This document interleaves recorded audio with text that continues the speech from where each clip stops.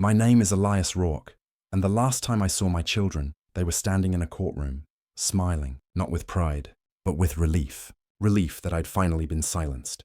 That the old man who built their world had been declared mentally incompetent. They took everything, my home, my business, my reputation, and walked away as if I were a stranger. The judge's gavel fell like a funeral bell, and I remember thinking, maybe this was how I was meant to die, not by age or illness, but by betrayal. But here's the thing, I wasn't crazy. I was aware, too aware. I knew what they'd done, who they'd paid, and the lies they'd buried beneath polished smiles. What they didn't know was that the judge who signed that paper had a history of fraud, one he thought no one remembered. And by the time they realized I was still watching, still thinking, it was already too late. Pause. If this story ever makes you question how far family can go for greed, or how much love can survive betrayal, then share it. Maybe someone else needs to hear it before it's too late. My name is Elias Rourke, and on the day my children took my sanity away from me, it rained. Not the gentle kind of rain that washes grief away. This was the heavy, unrelenting kind that sounds like an accusation, beating on windows as if the world itself disapproved. I remember watching it smear against the courthouse glass, each droplet dragging a crooked reflection of my own face. Old, tired, helpless. The courtroom smelled of old wood and lemon polish, the kind of scent that pretends to be clean but hides years of dust beneath it. The clerk called my name as if it belonged to someone else. Elias Rourke, case number 1841C. Even my name sounded foreign, like a relic from another life. Across from me sat my children, Corbin and Mira. My flesh, my memories, my mistakes. Corbin's jaw was locked tight, the same way mine used to be when I was certain I was right. Mira wouldn't meet my eyes. She stared at the papers in front of her, her thumb tracing the edge of a document, the document that said their father was no longer fit to think for himself. When I tried to speak, my lawyer placed a hand on my arm. "Please, Mr. Rourke," he whispered. "Let me handle it." But how could he? How could a stranger handle 30 years of sacrifice, of scraped knees and late-night lullabies, of dreams I built so they could stand taller than I ever did? Their lawyer, a slick, rehearsed man in an ash-grey suit, smiled with the softness of a serpent. "Your Honor," he began, "Mr. Rourke has displayed erratic behavior over the past year. Confusion, paranoia, financial recklessness. We have medical records to confirm early signs of cognitive decline." He said decline as if I were a crumbling building. I wanted to shout, to stand and tell them it wasn't confusion. It was awareness. I'd begun asking questions about company funds, about property transfers, about sudden withdrawals I hadn't approved. But the moment I tried to explain, their lawyer interrupted me with a gentle pity that stung worse than cruelty. "Mr. Rourke," he said softly, "this isn't about blame. It's about care. Care." That word nearly broke me. Corbin leaned forward. His voice trembled, not from guilt, but from rehearsed sincerity. "Dad, please. We just want what's best for you. You've done enough. It's time to rest. Rest." Another, lie dressed as love, the judge, a man with a polished watch and eyes that never lifted from his notes, read from the stack of papers that would erase my name from every deed and account I'd ever signed. His words were clinical, detached, as though stripping a man of his life's work was a daily routine. I remember watching his hands, smooth, manicured, almost too careful, and thinking how unfit they looked to hold the weight of justice. When the gavel struck, I didn't hear it. I only felt the silence afterward, the silence of something final. Mira finally looked at me then. Her eyes were red, but not from love, from fear, the kind of fear that comes from realizing that maybe what you've done can't be undone. They walked past me when it ended. Corbin placed a hand on my shoulder as if that would make it humane. "We'll make sure you're comfortable," he said. His tone made it sound like a promise, or a burial. Outside, the rain had stopped, but the streets glistened with it. I stood there alone, holding the umbrella I didn't remember bringing, watching their car disappear through the courthouse gates. It wasn't until I got into the back seat of the car that the driver turned and asked, "You okay, Mr. Rourke?" I opened my mouth to say something, anything, but no words came. My reflection stared back at me in the glass, fractured by raindrops. a ghost in a suit that no longer fit. That night, when I got home, I sat in my study, surrounded by the things they'd soon claim as theirs. The leather chair, the brass lamp, the photograph of their mother smiling beside a younger version of me. I stared at the family portrait on the wall, the one from when they were children. Mira's head rested on my shoulder. Corbin's grin was wide and unguarded. I used to look at that photo with pride. That night, I looked at it with disbelief. Because somewhere between that photograph and this courtroom, my family had turned me into a liability. And the worst part, I didn't hate them, not yet. But something inside me, something old and patient, woke up that day. It was the part of me that remembered every ledger, every signature, every name that passed through my hands when I was still the man they respected. The part of me that knew this wasn't over. The world thought Elias Rourke was finished, but the truth was, I was just getting started. When I returned home that evening, the house no longer recognized me. It stood there in silence, vast, cold, echoing with a kind of stillness that wasn't peace, but abandonment. The rain had followed me back, dripping from the eaves like a metronome of memory. I pushed open the front door, and the familiar scent of cedar and old paper washed over me, yet it felt foreign, distant, like inhaling the perfume of a stranger wearing your late wife's dress. Everything looked exactly the same, yet nothing felt real. The piano in the corner, the one Mira used to play when she was 12, stood closed, its keys hidden beneath a thin layer of dust. The mantel still held framed photos, birthdays, graduations, laughter frozen in glass. But as I looked at them, I realized they weren't smiling for me. They were smiling for the man I used to be, the one who provided, the one who mattered. I left my coat on the armchair and wandered through the hallway. My footsteps sounded different, heavier, lonelier. It was as though the house itself had already moved on, waiting for the next Rourke to take ownership, to repaint the walls, to erase my presence with new furniture and new lies. In the kitchen, I found a note on the counter. Mira's handwriting. Delicate, careful, always precise.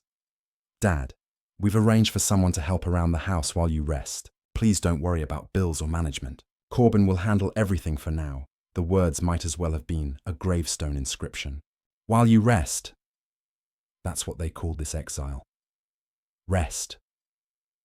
I poured myself a glass of water, but even that simple act felt hollow.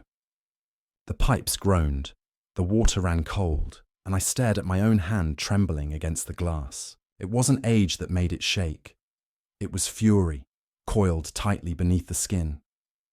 In the study, my desk was cleaner than I'd left it. Too clean. Papers that had once cluttered the surface, contracts, bank statements, correspondence, were gone. My laptop wiped, my files reorganized. The smell of disinfectant lingered.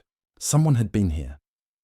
I sat down and opened the bottom drawer, the one no one knew about. It creaked, resisting, but eventually slid open to reveal a few surviving fragments of my control. Handwritten ledgers, photocopies of agreements, a flash drive with encrypted files, the last remnants of my name before they tried to erase it.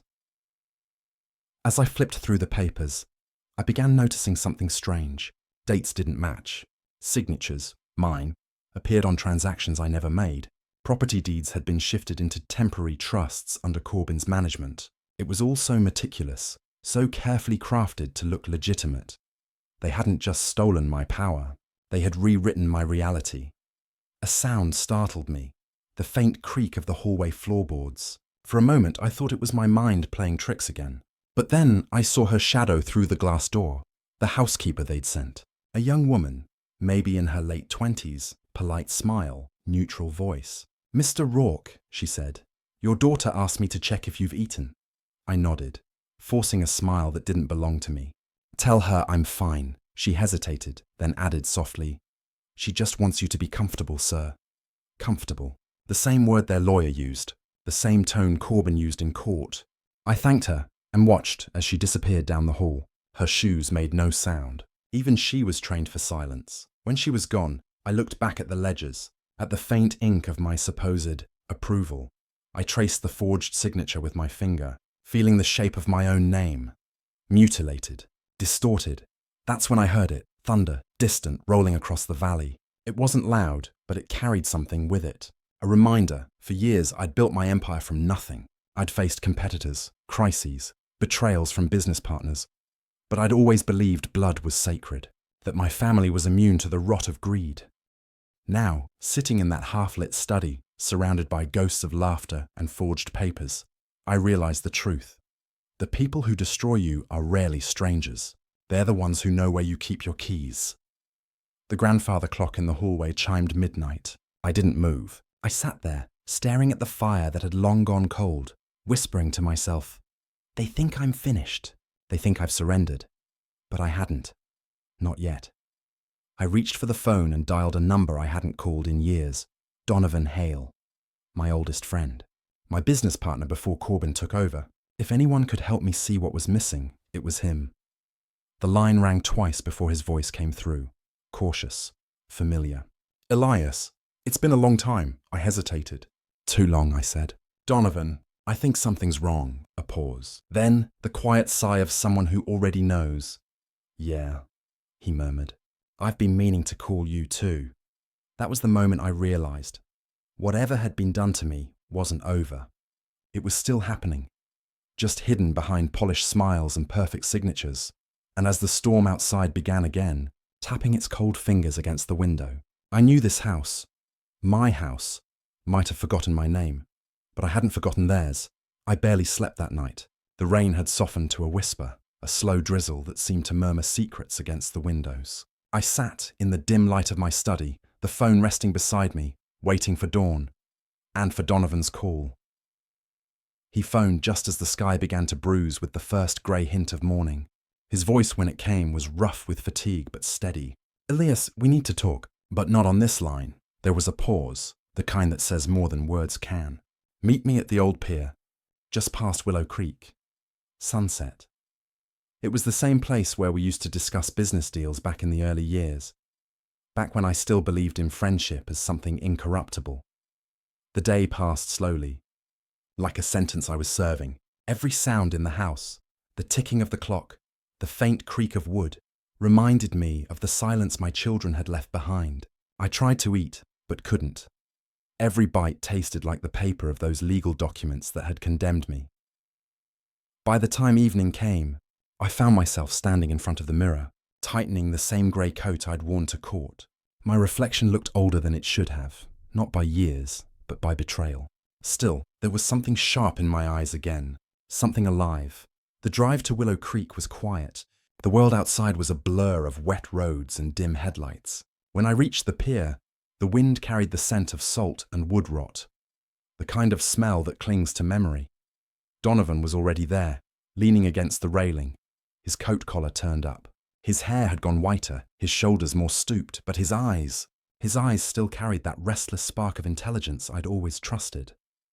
When he saw me, he gave a half smile that didn't reach his face. "You look like hell," he said. "I've seen worse," I replied, "but I'm getting there." We stood in silence for a while, listening to the water slap against the wooden posts. Then he said it, quietly but clearly. "They've taken everything, haven't they?" I didn't answer. I didn't need to. He reached into his coat and pulled out a small folder. "I started looking into the Rourke Group's recent filings," he said. "Your signature appears on at least 7 major asset transfers. But here's the thing. Those documents were notarized after the date you were supposedly hospitalized last year." I frowned. "Hospitalized?" Donovan nodded slowly. "According to the records Mira's husband filed, you were under temporary observation for disorientation. That's how they justified the early transition of control." For a moment, everything inside me went still. The wind tugged at my coat, the waves hissed, and I could hear my own heartbeat in my ears. "They faked it," I said quietly. "Not just faked it," Donovan replied. "They built an entire narrative around it. Doctor's notes, signed evaluations, all from a clinic that doesn't even exist anymore." I traced the signatures. 2 of them belong to medical staff who, let's just say, have a history with Mira's husband. I turned toward the water, gripping the railing until my knuckles whitened.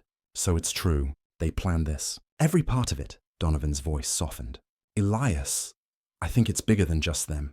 I think the judge was involved too. There's money, lots of it, moving between shell accounts tied to him, offshore, untraceable unless you know where to look." My breath caught in my throat. The judge, the man who didn't meet my eyes as he dismantled my life, the one whose watch gleamed while my children signed me away. I stared out at the horizon, where the last of the sun bled into the water, red and gold like spilled wine. For a moment, I thought of Mira, her trembling hands in court, her eyes full of guilt she didn't dare show, and Corbin with his confident smile, the heir apparent, already playing king over an empire he didn't build.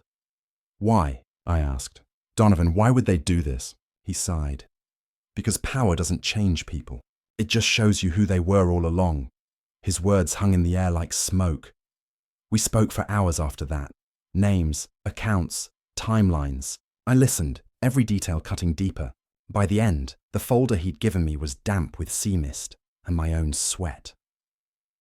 When we finally parted, he gripped my arm and said, "Be careful, Elias. They think you're finished. Don't let them realize you're not." The drive home felt shorter, though my mind was racing. Every lie they'd told me, every false smile, every word of care and rest, it all made sense now. They hadn't wanted to protect me. They'd wanted to neutralize me. Back in my study, I spread the folder across the desk. The papers whispered as I flipped through them, cold, precise, irrefutable. Then I noticed something else, a name scrawled at the bottom of one of the financial documents. Judge Raymond Hale. A coincidence, maybe, but the surname, Hale. Donovan's surname. My pulse quickened. Donovan had never mentioned a family connection in all our years of working together. I leaned back in the chair, the shadows of the house pressing close around me, and whispered into the stillness, "What are you hiding, old friend?" Because in Betrayal, I'd learned one thing. Every truth comes with its own shadow, and some shadows are family too. The next morning, sunlight bled weakly through the curtains. Pale, reluctant, like it didn't want to touch this house anymore. I hadn't slept. The folder Donovan gave me lay open across the desk, pages spread like the aftermath of a storm. But it was that last page, the one bearing the name Raymond Hale, that I couldn't stop staring at. It wasn't just a coincidence. Couldn't be. Donovan's silence on the matter now felt too deliberate, too calculated. My oldest friend, and the man who had just helped me uncover the very name that bound his bloodline to my destruction. I tried calling him, but he didn't answer. Once, twice, 3 times, no reply. Each time, the line rang just long enough to feed the unease crawling up my spine. By noon, I decided I couldn't sit in this mausoleum any longer. I needed answers, the kind that don't come through polite conversations.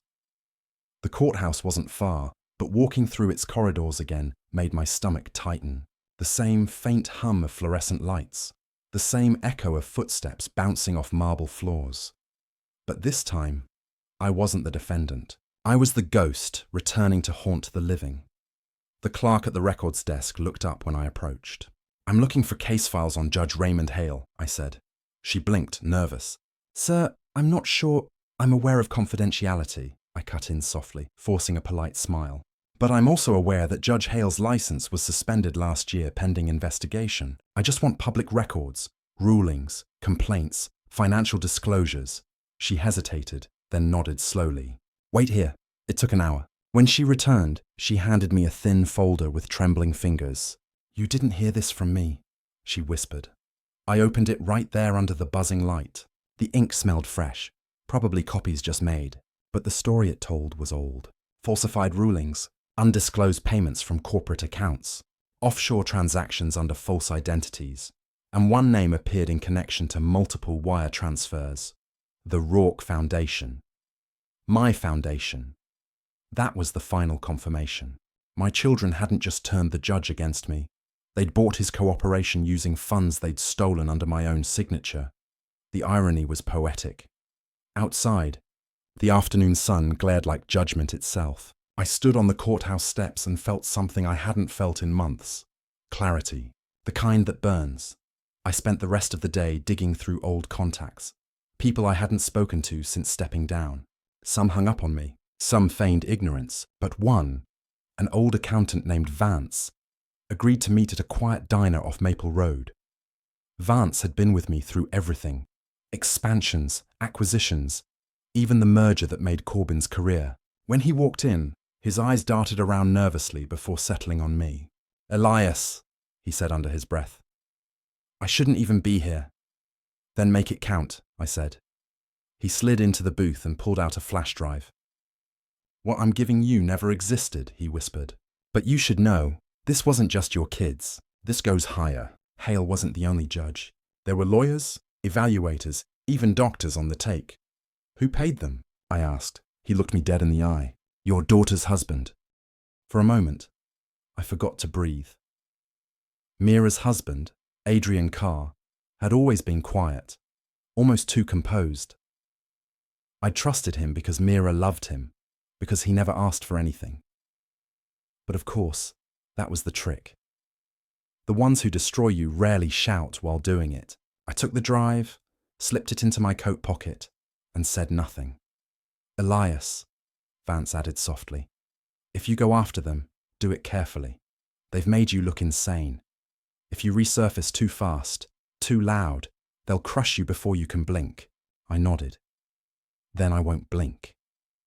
That night, back home, I plugged the drive into my laptop. Files opened, spreadsheets, scanned contracts, voice recordings, and in one of them, a conversation between Adrian and the judge. It was short, but it was enough. Adrian's voice. He won't fight it. He's too proud. Just sign it. We'll make the rest look legitimate. Hale. And the fee? Adrian. Already transferred. Offshore. Same as last time. Hale. Pleasure doing business. The recording ended there, leaving only the faint hum of the office in the background, the sound of two men bartering a man's sanity like currency. I sat in the dark for a long time, the glow of the laptop painting my face in blue. I didn't feel anger anymore, not in the way I expected. What I felt was colder, cleaner. Justice, I realized, isn't about rage. It's about balance, about restoring what was taken, not through shouting, but through silence that strikes at the right moment. I leaned back, whispering to the empty room. You wanted me gone. You should have buried me deeper. Because now, I had proof, and in the quiet between heartbeats, I made myself a promise. They wanted to erase me from the world, so I would rewrite it instead. One name at a time. For weeks I said nothing. Not to Mira, not to Corbin, not even to Donovan. Silence became my weapon, and patience, my disguise. The house was quiet most days, save for the shuffle of the housekeeper and the low hum of the grandfather clock, marking hours that no longer belonged to me. I kept to the study, curtains half drawn, lights dim. To anyone passing by, I must have looked like a man fading out of his own life, exactly what they wanted to believe. But inside, I was wide awake. Every night, I pieced together the fragments Donovan and Vance had given me, transactions, recordings, court filings. I built timelines, traced signatures, matched voices. What I uncovered wasn't just a betrayal. It was an operation. Adrian had orchestrated the whole thing, pulling my children into a scheme wrapped in family concern.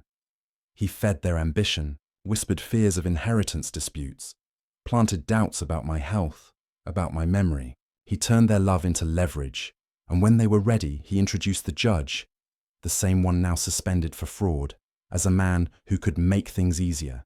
He'd promised them control, and he'd delivered at the cost of my dignity. Some nights I'd find myself pacing the floor, staring out the window as rain streaked down the glass. My reflection looked like a ghost trapped between the panes, the father they'd buried but never killed. I wasn't planning revenge out of hatred. No, hatred burns too fast. What I felt was slower, heavier, like gravity pulling every lie back to the earth. One afternoon, I drove out to the edge of town, to the storage unit I'd kept under an old company name. Inside were relics of a former life, boxes of ledgers, signed board minutes, investment records, tax files. I spent hours digging through the dust until I found what I needed, physical proof of transactions that predated the trust agreement Corbin used in court. My signature, in ink, dated years before the fabricated ones they'd filed. I smiled. Small victories feel different when you've lost everything. Back home, I scanned every page, encrypting it with software Corbin didn't even know existed. Then I reached out, quietly, to a man named Kellen Ward, an investigative journalist who'd once exposed a senator's offshore empire. Kellen owed me a favor. I'd financed his first story a decade ago when no one else believed in him. When he answered, his voice was curious. "Elias? Thought you were off the grid." "I am," I said, "and I need you to keep it that way." Over the next few days, I sent him pieces of the puzzle, redacted documents, transaction summaries, anonymous tips. Nothing that could trace back to me, not yet. Just enough to start a whisper in the right places. Meanwhile, I watched. Corbin came by the house once, briefcase in hand, pretending concern. "Dad," he said, sitting across from me, "you should get out more. Go to the lake house. Clear your head." I studied his face, smooth, confident, so sure he'd won. "The lake house," I repeated. "That's the one you transferred under your name, right?"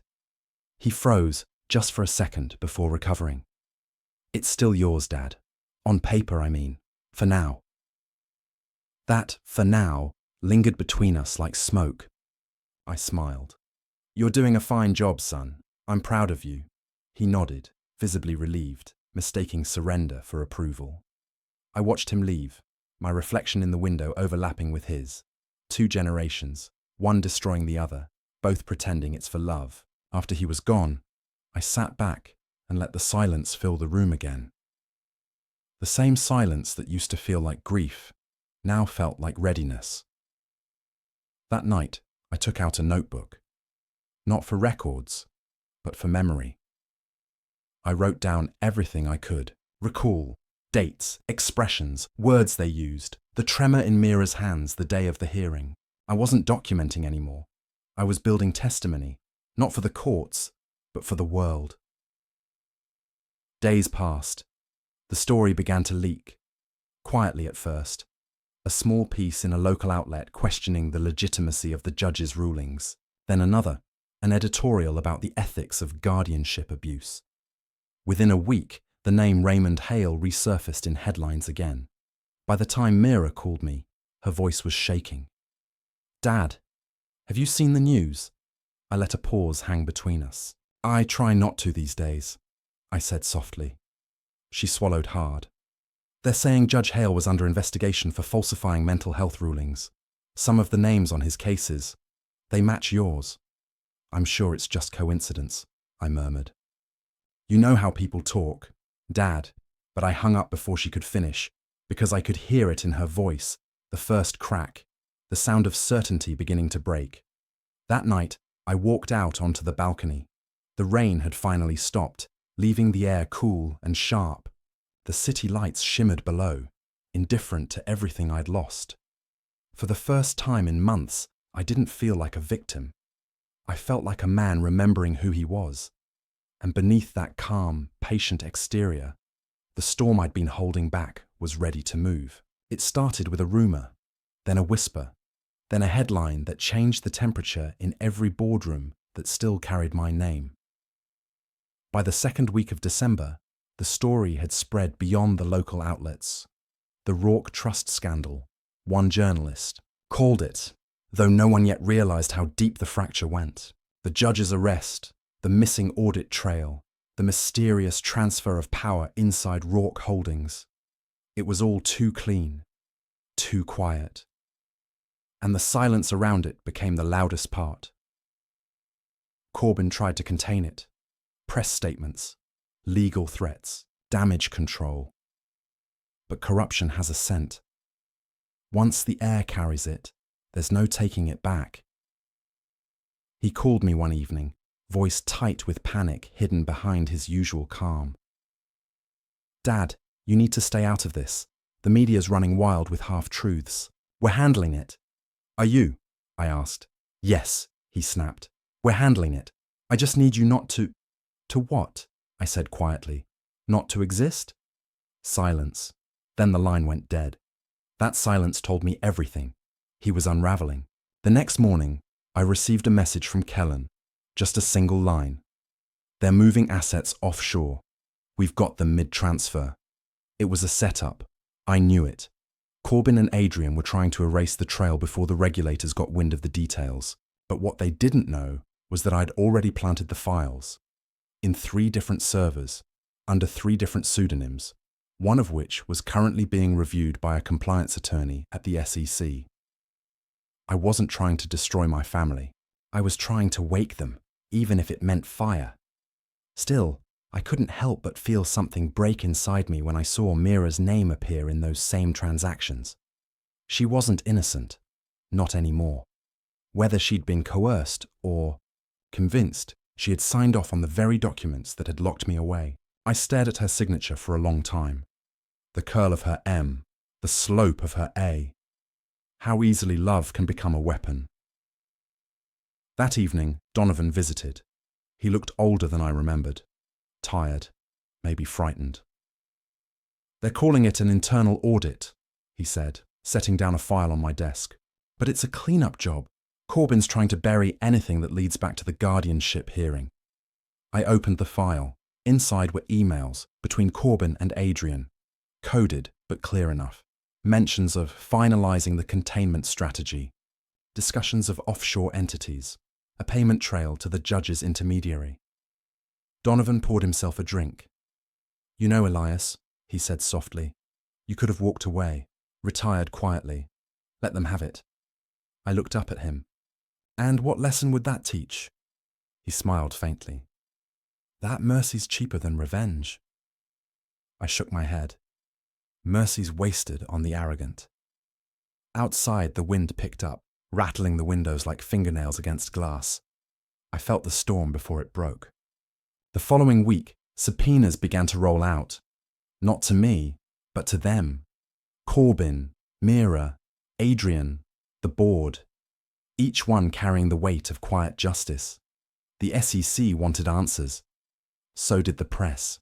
The first crack in their empire wasn't loud. It was a whisper of panic in the trading floor when Corbyn's name appeared in the morning bulletin. The second came when Mira resigned from her board position without warning. By the third, Adrian had vanished entirely. His law firm released a sterile statement about cooperation and internal review. No one believed it. I watched it all unfold from my study, the same room where months ago I'd sat broken, erased, forgotten. Now I sat with the calm of a man who'd seen the tide turn, knowing it wasn't luck that brought it. It was inevitability. But amidst the quiet satisfaction, a strange grief crept in. I had torn down the walls of their deceit, yes, but those walls were made of the same blood that built me. Late that night, I received another call. This time, it was Mira. Her voice was raw, trembling. "Dad, they're saying you did this." "I did what?" "That you leaked the files. That you—" She stopped, choking back tears. "Corbyn's losing everything. The company, his house. Everything's collapsing." I closed my eyes. "Then maybe he'll finally understand what it means to have something stolen from you." "Is this what you wanted?" she whispered. I didn't answer. Because the truth was, I didn't know anymore. After she hung up, I sat in the dark for a long time. The house was utterly still, not grieving, not angry, just waiting. The way the earth waits before it opens beneath the weight of too much sin. I thought about calling her back, explaining, telling her that this wasn't vengeance, it was restoration. But in the end, I said nothing. Words couldn't undo what silence had already built. In the distance, sirens cut through the night, faint, rising, falling. Somewhere, something was burning, and for the first time I realized that even justice, when it finally arrives, doesn't heal. It only levels the ground for what comes next. When Mira showed up at my doorstep, it wasn't triumph or anger that I saw in her face. It was collapse. Her eyes were swollen, makeup blurred, her breath shallow. The same girl who once followed me around the workshop, asking how to read blueprints, now stood trembling under the porch light, clutching a leather folder to her chest like it was the last thing keeping her from falling apart. For a moment, I didn't move. The years between us hung there like fog, too thick to step through easily. Finally, I opened the door wider. "Come in," she hesitated, then crossed the threshold. I noticed how her shoes left wet imprints on the wood, how her perfume still smelled like the lavender her mother used to wear. "Coffee?" I asked, just to fill the silence. She nodded, wordless. When I came back from the kitchen, she was sitting at the edge of the couch, the folder on her lap unopened. Her fingers kept tracing the seam, nervous, delicate. "Dad," she began, her voice cracking. "Everything's gone. The accounts, the holdings, the properties. The firm froze everything. Corbin's in hiding. He won't even answer my calls." I sat across from her, letting the steam from my mug fog the air between us. "You sound surprised." "I didn't know," she said quickly. "I didn't know about Adrian or the judge or—" "Stop." I raised a hand. "You signed every paper they put in front of you. You didn't want to know." Her lips trembled, but she didn't argue. She just stared down at the folder. "I came to show you this," she said finally, pushing it toward me. Inside were documents, the real ledgers, not the doctored ones.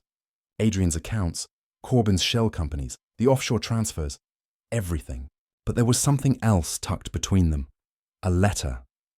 It was addressed to me, in Corbin's handwriting. "Dad, if you're reading this, it means I failed.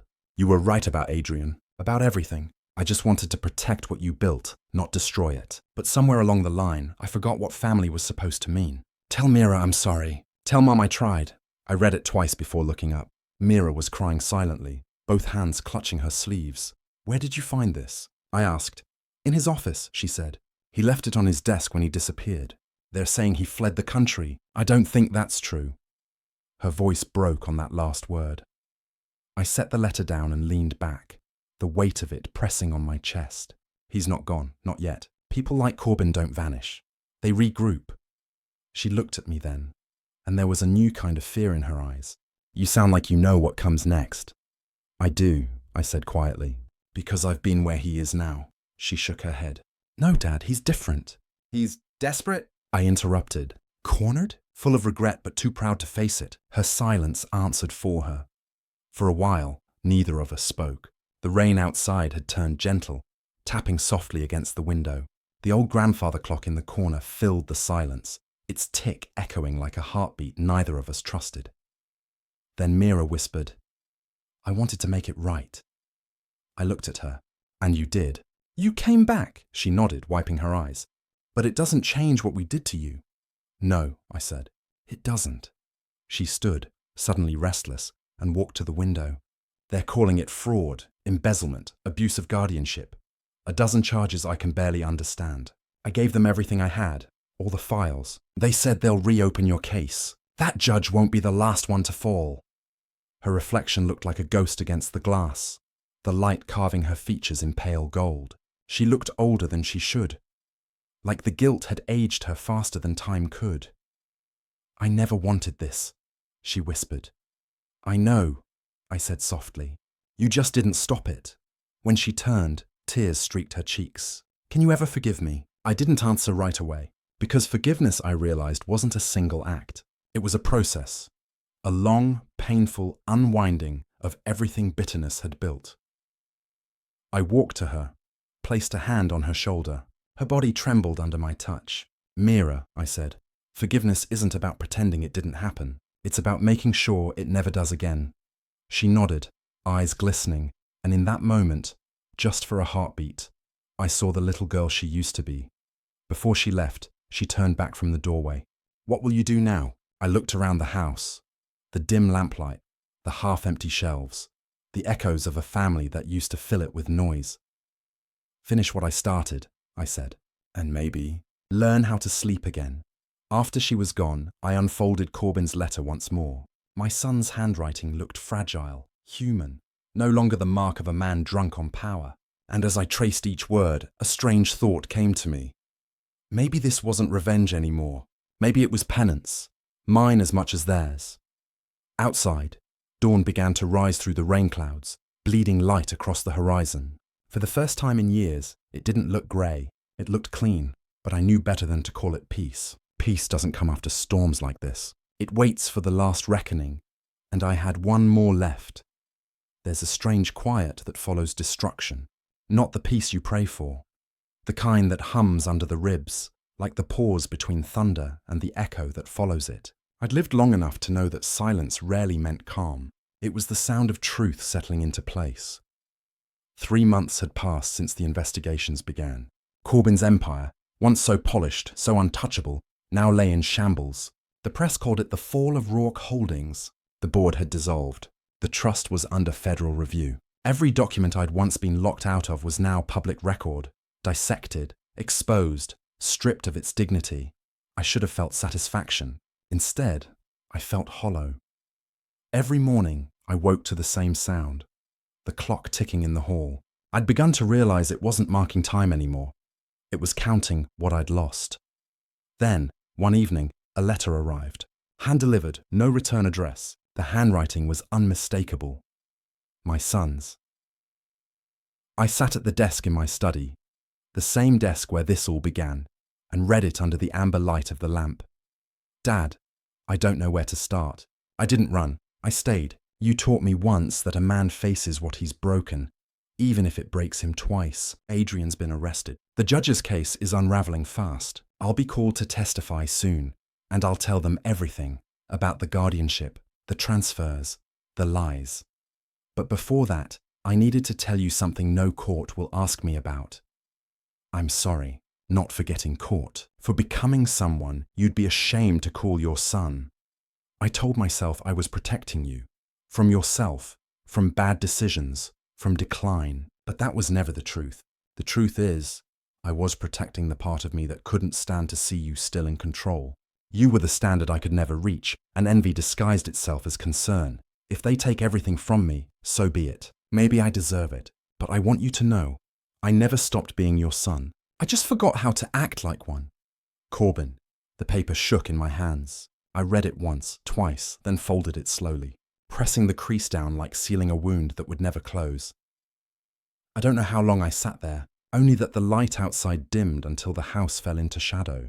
I thought of all the nights I'd sat in that same room, building ledgers, contracts, dreams, and how easily family can turn those things into weapons when trust decays. The next morning, Mira came again. She looked calmer this time, resolved.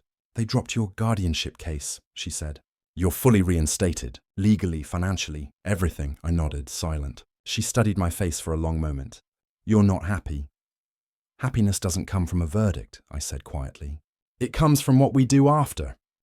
She smiled faintly. Then what will you do after? I didn't answer right away. I walked to the study window, pulled the curtains back, and watched the early light creep through the frost. I'm writing a will, I said finally. A new one. The last I'll ever sign, she frowned. You're giving it all away? Not giving, I said. Correcting. The will was simple. Half of what remained went to a foundation. One that would fund mental health advocacy for the elderly, the very people too often silenced under the word incompetent. The rest went to a trust that Mira would manage, under one condition. It could never be used to rebuild the old company. When she read that clause, she looked at me with tears in her eyes. You're ending the Rourke name. I shook my head. No, I'm freeing it. That night, when she left, I returned to my desk and opened the drawer that had stayed locked since the beginning. Inside lay my old wedding ring, the one I'd taken off after her mother's funeral and never worn again. I slipped it on for the first time in 15 years. It didn't fit perfectly, my hands had aged, but it felt right. As I sat there, I thought about everything that had passed through these walls. Laughter, betrayal, silence, redemption. The house had seen it all, absorbed it like wood absorbs smoke. And in that moment, I realized something I hadn't before. This story was never about revenge. It was about memory, about reclaiming the truth before the earth buried it with me. When I finished signing the will, I set my pen down and whispered, "It's done." Then I did something I hadn't done in years. I walked outside. The sky was clear, the kind of deep winter blue that hums with the promise of spring. The cold air stung my lungs, but it felt clean, alive. From the distance, the bells from the old church chimed, slow, deliberate, like a benediction for the damned who'd finally confessed. I thought about my children, scattered now in their own reckonings, Corbin facing his sentence, Mira rebuilding from the ashes. Maybe one day, when the noise dies, they'll understand that what I did wasn't punishment. It was the only kind of love left that still had weight, truth, and maybe, somewhere down the line, they'll forgive me for not being the kind of father who stayed silent. My name is Elias Rourke. Once my children took my mind from me, but in the end, it was that same madness, the kind they called delusion, that saved us all.